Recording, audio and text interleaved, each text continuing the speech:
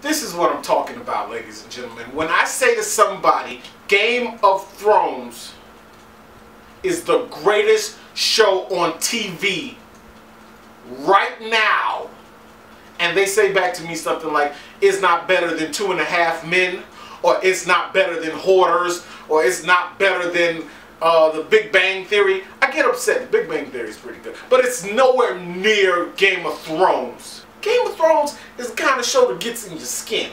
It's like up under here, and it starts to like ruminate all up inside your gelatinous. I'm making words up. That's how fucking good this show is. Let's start at the beginning. I'm gonna just talk about it. I'm just gonna talk. It may be random and it may just spit out, but I'm gonna talk. Game of Thrones.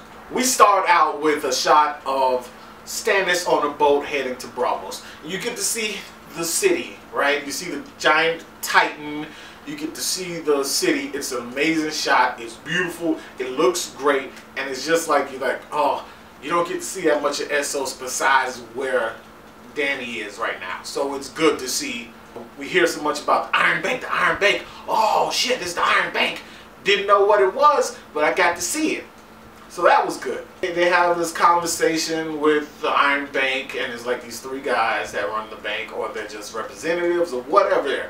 And they're having this conversation with Stannis about his numbers, like how much grain he got, how much this he got, how's this going, how's all this stuff. And they know the answer already. He has nothing. He has no men, he has no boats, he has no provisions to feed the no men that he has, and they know.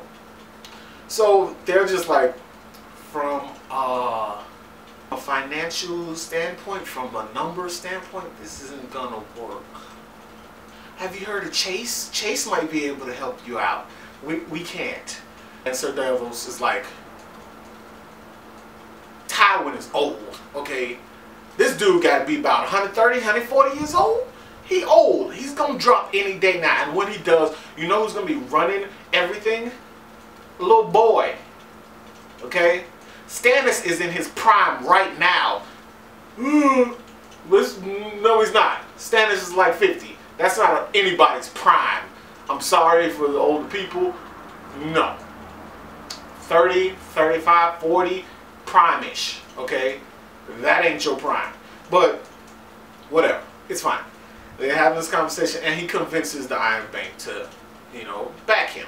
Which is great, because now he's going to have the forces, and I guess he's going to take another run at, you know, the capital. Then we get to see Salador Sam, I can't remember.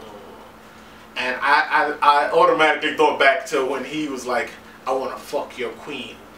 That's all I want. I'll give him a man and we'll fuck the city up. I just want to fuck the queen. And I thought, that didn't go so well last time. You could come back. I want to see if it happens this time. Maybe he'll get a chance to. And that would be an interesting scene. I'd watch it.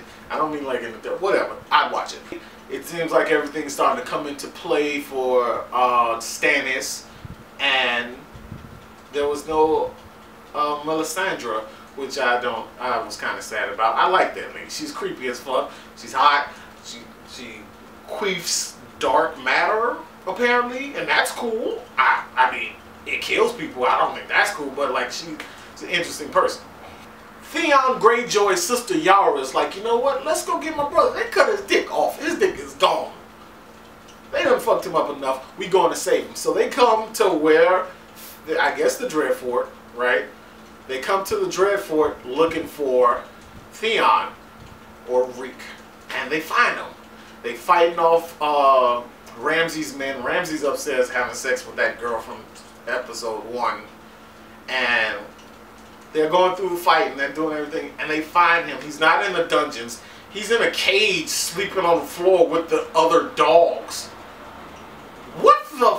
What did they do to his head? Like he's like, it's gone. He take this and it's flown off. It's gone. And I don't think that's right. Like, Ramsay is a special kind of psycho. Like, he's up there with like the Ted Bundys and the you know, up there with those kind of psychos. Like, he has went inside his head and like fucked his whole head up. He saw his sister. He didn't want to go. He wanted to stay on the floor sleeping with the dogs because Reek's a good boy or whatever the fuck he was saying. So he bit his sister to get away from her. Like, you've been screaming for freedom to get away all this time, and now you're just like, no, I'm good. I just want to be a dog for this psycho. Like, he fucked his head up badly. I've never seen anything like that. Like, his mind is mutilated, and it's just like crazy. So Ramsey comes in the room, and he has these scratches and scars all over himself, like cuts. And logic tells me he fought his way into the room, so that's where it comes from. But then to know the kind of psycho that he is, maybe this bitch was cutting him and slicing him up while they were having sex. You know what I mean? He's a freak. He seems like he might be into that sort of stuff.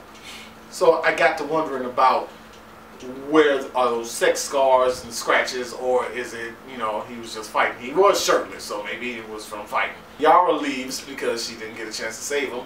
Theon's head fucked up, and Yara's like, my brother's dead. She gave this stirring speech to her men to go in there and save him, and it was it was a really good speech, you know. I felt like I was happy because I was like, save him. It's about time. I kind of forgive him. Which is weird because I still can't forgive Sansa. Like, you fucking idiot. Then you have this next scene, and this is weird scene. It's like these goat herders, and they're just chilling. And I'm trying to figure out where this is because it doesn't look like the Seven Kingdoms. And at first I thought maybe it was Dorne, but then I was like, why would Dorne be in this? Because the guy was kind of brownish, you know, and there's a lot of brown people in Dorne. God, that sounded racist. So I'm trying to figure it out, and then this fucking giant dragon comes up, and he just fries the goat and steals it, and that's the thing that happens. And I'm like, well, okay. Wow, the dragon is huge because it came up like, it was like a giant, the bat signal. It was really big, and yeah, those dragons are getting really big. Really big. People should start getting nervous. Next, you see Dany, Daenerys Targaryen, Stormborn of House Targaryen, the mother of dragons, breaker of chains, fryer of chicken, all the stuff that she has a long ass name now. Queen of the Grass Sea, Khaleesi, Real Housewife of everywhere. She's on her throne in Marine, and she's seeing, you know, she's doing what rulers do. The people come to her and they have problems, and she fixes those problems. So she helps the guy who her dragons ate their goats. So she helps him, pays him off, blah blah blah. And this son of, you know what happened. I'm gonna tell you, but it was a good scene because she's ruling, and there are decisions that have to be made when ruling. She had a dilemma whether to bring down the masters and give them a peaceful funeral. That's part of the Marinese culture, you know, to give them a proper funeral. And she realizing that ruling is not simple. It's a complicated game, and every decision you make has long consequences that are far, far out of your view. You understand? It's like something you may not see it, but it's really a decision that you make, and it can affect you in the long run, and you don't really know. Which is good. It's good to see she's learning, you know what I mean? She's getting ready for her big time. This is her training montage. This is where it starts to get good. Like, this is where it starts to really, really start to pop off and get crazy. They start with council meeting, and Prince Oberyn is there, and Mace Tyrell is there, and, you know, the usual suspects. They're all there. First of all, first thing I gotta say, Mace Tyrell is a bitch. Like a bitch. He's just weak, and he's a little, I don't even have words for it. His mother was right. He has no business fighting a real warrior. He is ineffective as a ruler. I'm assuming his mother does all the work. They're talking about Dany, and they're like, well, she got the Unsullied, she's got the second sons, she liberated these slaves, and she's got dragons, and what should we do? And they're all working out, they're talking about it, trying to figure out different ways of going. And Tywin's like, can you get somebody inside Marine to Lord Varys? And Varys is like, yeah, I can do that. You know, I'm me. I can do that, bald head. I got the shit going on. And he does. So this is funny. This is how much of a bitch Mace Tyrell is. Okay, he says, "Hey Mace, be a good lad and go get me a paper. I gotta write something down." And Mace says, "Well, it would be an honor." When he says that, I think, oh God, last time he had a pen and paper, the Red Wedding happened. Oh shit. Oh, this is not good. My second favorite scene of the entire episode takes place afterwards. You have Prince Oberyn and Lord Varys talking, and I used to love to hear Robert Baratheon talk. Just talk. I didn't care what he was talking about. He just had the kind of voice where I just love to hear him talk. Lord Varys is similar to that. I love to hear him talk because he has this slightly effeminate quality, and he's just cool about it. Like he throws a lot of and it's weird, but it works. And he has this conversation with Prince Oberyn, and it's good. Like, there's a lot of words, and I like when George R.R. Martin has this thing where words, they work. Like, a lot of writers, the words come out and they don't seem right. They don't feel like they should be coming out of that person's mouth. And I guess this is a casting thing too, because it works. It just fucking works. And it just works. And they're having this conversation about Lord Varys and his, I guess, his sexual preferences or whatever. And he's like, I'm not into boys. And Varys and Oberyn is like, really? Come on. You know, it's like, really? I don't believe it. And he's like, well, don't get it twisted. I'm not into girls either, which confirmed something I thought for a long time. He's asexual.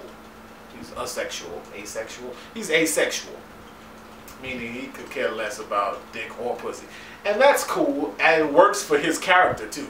So he's like, I see what desire does to people, and it's a weakness, and he's kind of right. Like, look what pussy did to Robert. Not a good thing. And then right after that, like, boom, right after that, all of a sudden the trial is in your face, which the last couple of minutes of the trial was insane. Fantastic. Everything was just amazing about it. Tyrion went off, and I was just like, yes, you go, you slice them up. It was great. It was great. And I'm watching the trial. Tommen recuses himself from the trial, which obviously he was going to do. He had no say in the matter anyway. But he couldn't, I don't think he could have tried his uncle anyway, because he's sweet. He's a nice kid. He's innocent, and he loves, I'm sure he loves Tyrion, you know what I mean? So he wouldn't have been able to do it. But as the trial begins, they dig up all this shit from old seasons, like when Sir Meryn was telling him, was like, he threatened the king and he called him an idiot, and he threatened my life too. He had his sellsword was gonna kill me because I spoke, and I'm like, oh, you bitch, you just been waiting for this moment so you could, right? And it just became this, and I'm sitting there like, they railroading this mother, they like railroading him hardcore. They put old ass Maester Pycelle up there. They stole it. He stole all my poisons. And I'm sitting there like, everybody that they interviewed had something to gain, like, from hurting Tyrion. Like Sir Meryn, like, he was threatened to, they were gonna kill him. Maester Pycelle, Tyrion threw him in the black cells, so he's enjoying this, and he pulls out the necklace, which Littlefinger, Littlefinger is haunting me. He sent that necklace back to Westeros to Pycelle so he could use it in the trial. He's already planned his trial to pin it on Tyrion already, and he sent that damn necklace back to use it in the trial. Oh my God, you psycho, you genius. He's actually one of my favorite characters, just because he's plotted this shit out. When you play the Game of Thrones, you win or you die, or you don't even look like you're playing, and that's how you really survive. Like, you don't think he's playing, like, you know he has like ambition, but you don't think it's that kind of shit. Unreal. Cersei tells the story of how the ashes in his mouth and all this, but she's twisted the shit up. The story is not how she said, oh, I found out he had whores in his bed and I told him no. And then he said, I will hurt you and the ashes and the ashes. And I'm like, that's not how it went at all. You kidnapped the whore you thought was his woman and you beat her to shit. Okay?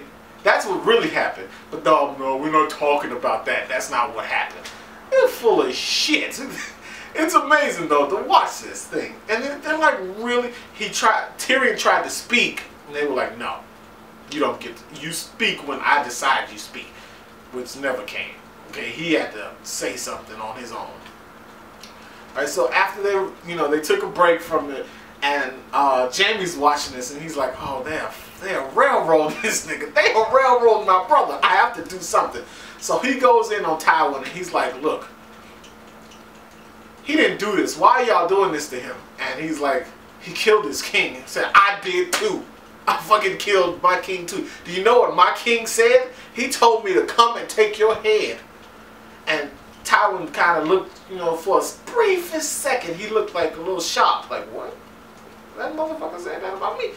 And it was everything. So Jaime was like, look, let him go.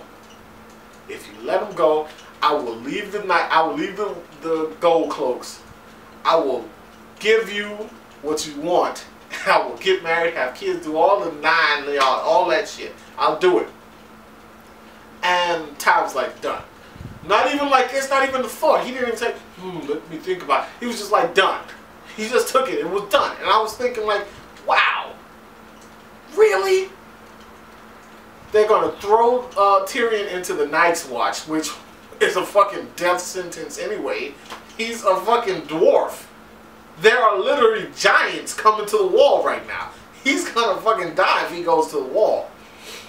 So that happens. And it's just, you think it couldn't get any worse, right? It couldn't possibly get any worse than that. How could it possibly get worse? Oh wait, they got Shay. Oh my God. Shay's supposed to be gone, okay?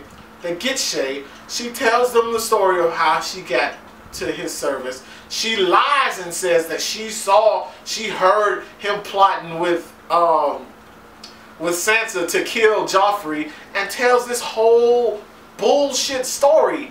And it's just like, I'm actually quite confused about it. I don't know if she's doing this to get back at him for throwing her away, what she did to save her, or if this whole time, or if, Tywin got to her and was just like, using her, or whatever, you know what I mean? Because it wasn't Cersei. Cersei's not smart enough to figure out who Shay was. She ain't figured it out in season 2. She's not figuring it out now. Tywin got to her, or she, just wanted to get him back for hurting her. So she told this thing, she just really, and this is what really got to Tyrion. Tyrion was like, you could see like the seething and the bubbling of hatred and anger under his, and he said, can I speak? No, did he even say can he speak? I don't even think he did. He just said, like, he went ballistic, okay? He said to let me explain how innocent he is. You know you're innocent when you say, I wish I did kill the motherfucker, because I enjoyed the look of pain on his face as he choked his last, and I enjoyed seeing how you felt, because he was a fucking monster. You know what I mean? He was like, he was just excited. He was like, he wish he did it. He wish he did it. Anybody who's on trial and they say, I wish I did it, didn't do it. Okay? He said, I saved all you people. I fucking saved your pathetic, useless shit lives. He just went nuts. He wished he had enough poison to poison all the useless motherfuckers in that room. He just was like, fuck everybody. Ah! And he went ballistic. It was amazing to watch. I thought like he went to his father. He was like, I'm on trial for being a fucking dwarf. That's what this is really about. I'm an embarrassment to you, and you finally found a way to fucking get rid of me. Guess what? It's not going to be easy. You know what I mean? He went nuts. He lost it. And all this hatred and anger of all these years of them treating him like shit came out. You know what I mean? Have you ever seen a person that's just been like dogged? Just dogged their entire life. Just people have been treating them like nothing. And when they finally break, he broke today. And it was amazing to see. If Peter Dinklage does not win Emmy this year for that, he doesn't win an Emmy for that performance. Game of Thrones is the greatest fucking show on TV right now. That's what it is. Anyway, that happens, right? And he says, you know what, fuck this. I want to trial by combat. Because y'all not gonna, this is not gonna work. You know, y'all not gonna let me plead for forgiveness, and then y'all just say, oh, we'll send him to the wall. They tried that shit with Ned Stark. They put his head on the spike. I'm not going through it. Trial by combat. Now, what they want you to think is he's going to pick Jamie, which he's not.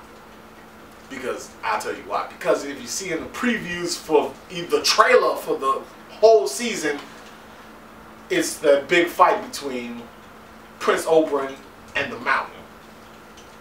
Okay? And then in the preview for next week, all of a sudden the Mountain shows up. It's going to be the Mountain and Prince Oberyn. That's what it's going to be. Which is fine. I've been waiting to see this fight this whole time. This episode, 15 out of 10. Holy shit, okay? Holy shit. Fantastic. I enjoyed it very much. If you made it to the end of this video, holy shit for you too. You are amazing. You are great. Click the like button. Subscribe if you haven't subscribed. And I will see you guys next week. It only gets better from here. It only gets better. Can't get worse. This show is freaking I was white when this show started, okay? It turned me black. Can you believe that?